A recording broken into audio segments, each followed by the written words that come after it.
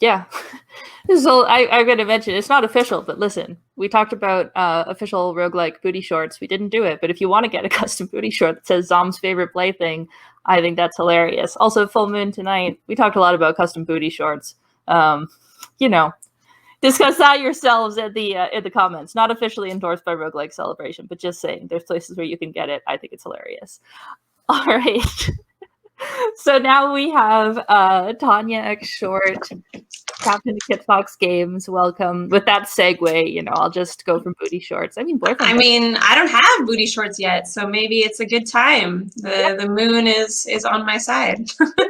I'm sure that there could be a good boyfriend dungeon themed, or moon hunters to get some moon hunters. Just moon hunters on the back of your booty shorts is pretty good. Absolutely. All right. Or boyfriend dungeon, how it is. Very good. Okay, take it away, Tanya. All right, thank you, Alexi. With my setup, I can't see the chat or you or anything while I'm doing this. I'm sort of flying blind, so please, I don't know what you're gonna do if I mess up. Just say something if I end up muted somehow. I can come back whenever I need to. Wonderful. Okay, so hello. I'm Tanya Short. You probably know me as the captain of Kitfox Games. We're publishing Dwarf Fortress, which has some procedural elements, I've heard. But we've also developed various games, and the most well-known one at the moment is Boyfriend Dungeon, but Lucifer Within Us is also coming out. I'm not the designer on it, but check out, if you're into digital exorcism, Lucifer Within Us is the one for you. So it's coming out in just a couple weeks. But I also co-edited 2 books about procedural generation with Tarn Adams of Dwarf Fortress, and so it's sort of a personal interest of mine, and that's what I'm talking about now, because I mean, I also founded Pixels a few years ago, and I've been thinking lately about how systemic thinking is essential when working with Pixels. It's a feminist nonprofit, and I'm realizing how much overlap there is between procedural game design and nonprofit work.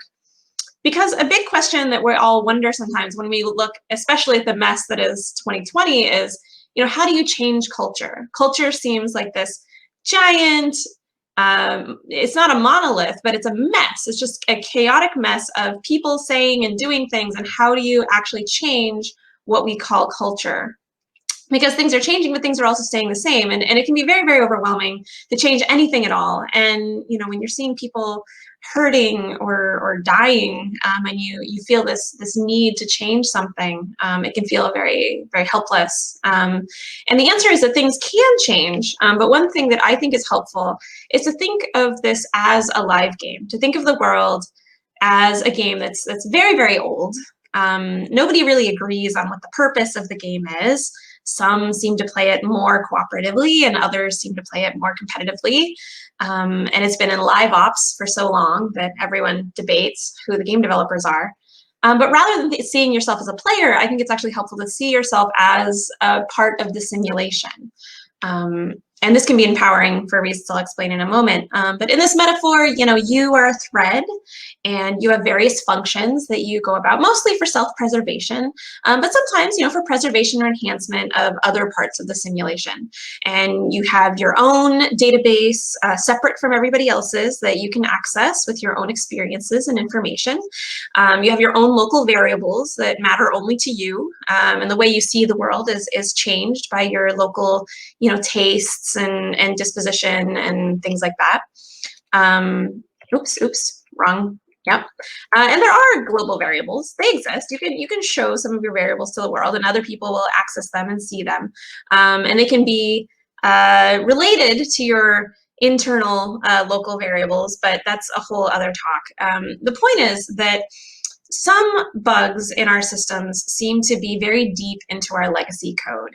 Humans are very buggy, and some of that code we probably won't be able to change in our lifetimes. We don't write that programming language anymore, or yet.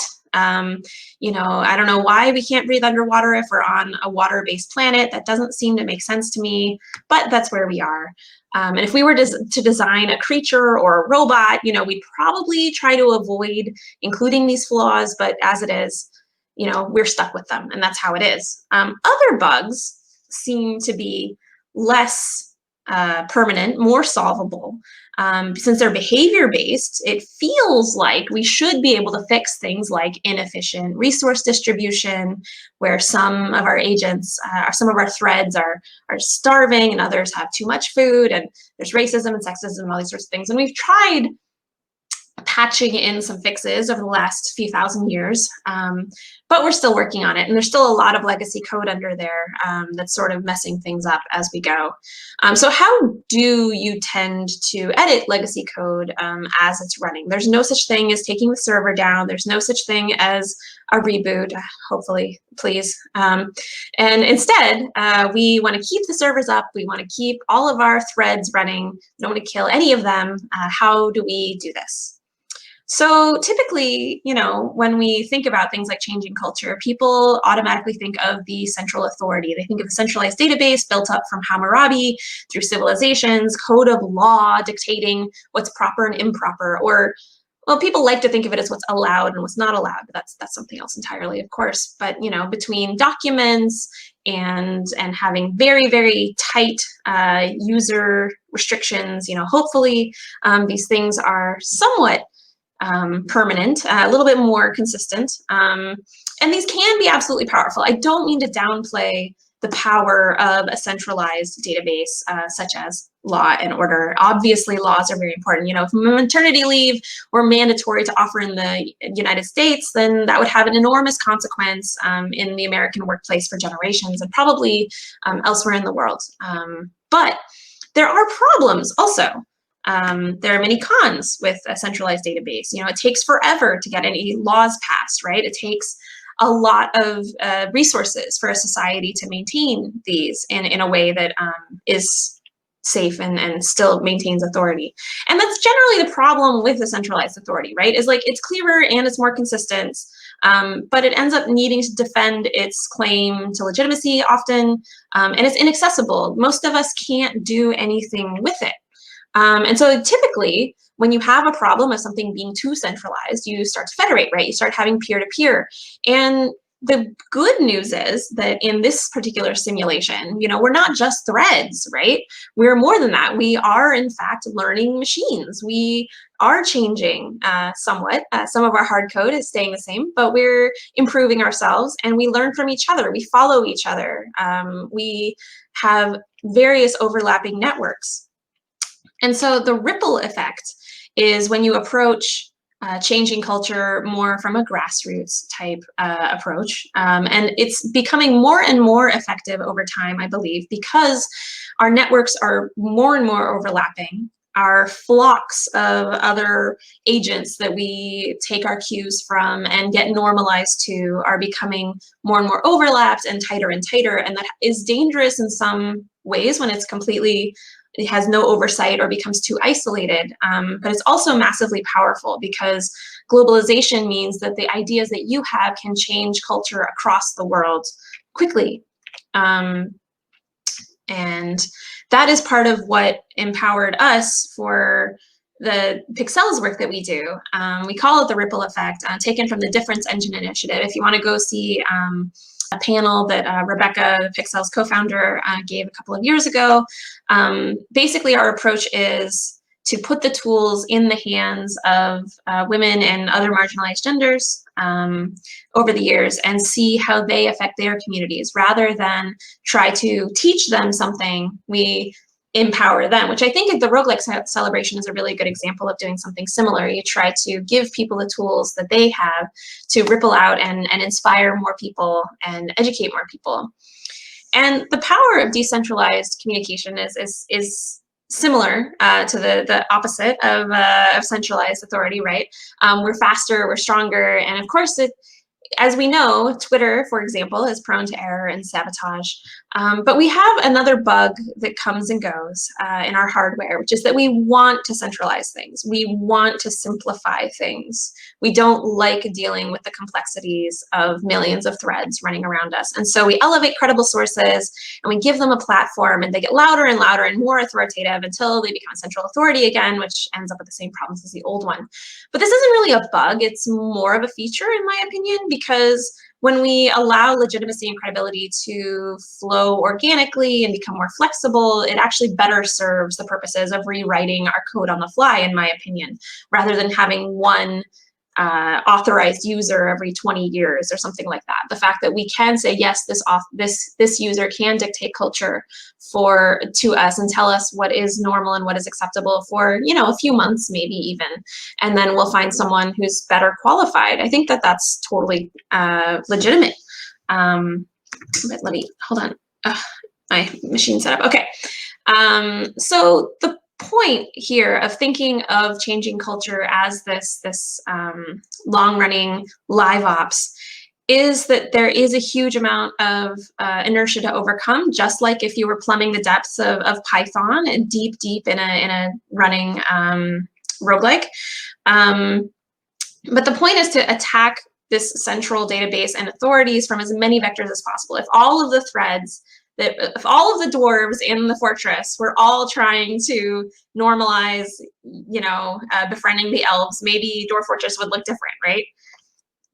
So the first thing to understand is that when you're communicating with as many people as possible and exchanging real ideas, you have to get used to the idea that other people might not be comfortable with your ideas yet. If you are changing things, if you are saying things that aren't normal yet, then of course people are going to be unhappy at first, because that's the first time they've ever thought of it that way. And so that's something to get used to. And you know, all the global variables that are in play are a little bit much to keep in mind all the time. But you can try to learn from other people's code, and you can try to get inspiration. But you can only edit one little piece at a time, right? Like, you only really have influence over one little file. Think of it that way. Like your local neighborhood or even your family is one safe place where you can act and try to improve the world in your little corner. If we all do that, then the simulation gets better. And finally, you know, you wouldn't expect to rewrite all the legacy code for even something as authored as World of Warcraft in a few days. So although it's normal to get really excited and want to change culture really quickly, you know, you should expect a real change to real life to take a lot of time. It takes years. So be patient with yourself. Be patient with what results you see, and don't burn yourself out. You can't approach it like a game jam. This is like one of those games that takes, you know, your whole lifetime to build, and it's going to take that long to play too. So take care of yourself. Because culture can and does change. It takes patience and perseverance and visibility. So if you can, and when you have the time and energy, take care of yourself first. But when you can, do share your code reviews with everyone you can. So thank you for listening. Thank you so much. It's a really, really cool way to think about things. And yeah, just another great inspirational way to do this emotion block of roguelike celebration in the morning. Yeah, I know you can't see. Do we have time for cultures? No, we have time for a couple questions potentially. Let me check the question board. Mostly there's lots of clapping. Oh, good. I know it was a little bit rambly, but I hope some people got inspired to do something, even if it's just, you know, volunteering at their local whatever. Yeah. Local thing. Local things. Anyone got questions? You can even ask me about Boyfriend Dungeon. We don't have any booty shorts at the moment. Although your avatar is so small, the booty is mostly in your head. It's a mental booty, which means it could be any kind of booty short you want. It's true. It's true. I'm just going to refresh the page. I'm having some trouble with the note board. I'm the last Lightning Talk person, right? So, you are the last Lightning Talk person. So what's happening next? Next up, we are actually going to have a game showcase of the game Rift Wizards. Nice. Yes, it's going to be pretty exciting. I'll see if we can get a question for you, and if not, then we will move on to that.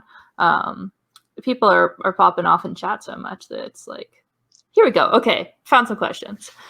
Oh, good.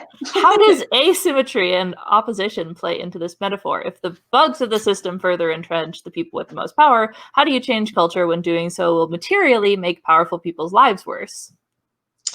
It's an excellent question. And the metaphor is not perfect. I will admit that. I think that there is some you have to keep in mind who is benefiting from how you're changing culture. And like, for example, I know when I first got into feminist nonprofit work, I noticed, and I was concerned that a lot of people brought up that a lot of feminist stuff only benefits white women, and that's a major problem. And keeping in mind that you're not just elevating already privileged voices, and there's lots of considerations in any small change to culture, I guess is where I'm going with this. I could rant on that all day, but Yeah. The basic answer is that it totally depends on what exactly you're trying to change about culture and what aspect for whom. But I think overall, helping people see the things that you're seeing can benefit, because often we have our own unique experiences and we have our insights. And I think that it's about having real conversations with people, because they're not going to have their mind changed by a sign or a slogan that can rally people and that can inspire people. But a sign isn't going to change someone's mind. It's going to be a conversation, and it's going to be an open dialogue. Yeah, I think that's a great point. Cool. All right, we'll end off with one lighthearted question, which is just, if Boyfriend Dungeon had booty shorts, what would they say?